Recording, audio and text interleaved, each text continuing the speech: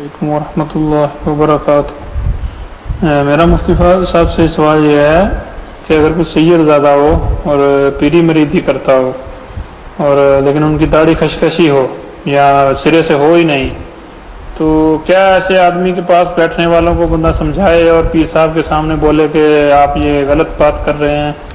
آپ دوسرا یہ کہ عالم بھی نہ ہو، جاہل ہو، صرف اپنے اعتقاد کا بھی معلوم نہ ہو، کیا ایسے سید زادے کی لوگوں کے سامنے تذلیل کرنا جائز ہے یا ناجائز ہے؟ کیونکہ کدھر اعلیٰ حضرت رحمۃ اللہ تعالیٰ علیہ نے لکھا ہے کہ سید اگر اس کا حال بے جا بھی ہو تو اس کی تعظیم واجب ہے۔ تو برائے مہربانی اس کے بارے میں کچھ ارشاد فرمائیں، جزاک اللہ خیر۔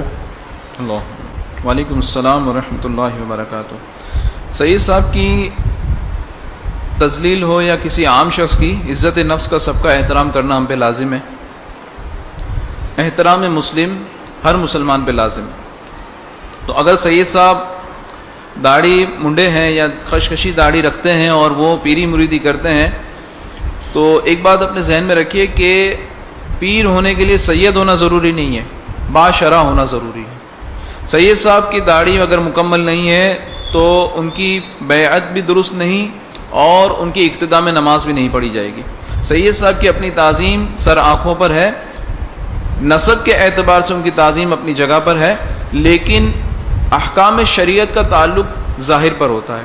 اگر ظاہری طور پر کسی سے فسق ثابت ہو رہا ہے تو اس کی اقتداء بھی درست نہیں ہے اور اس کی بیعت بھی درست نہیں ہے۔ واللہ تعالی اعلم۔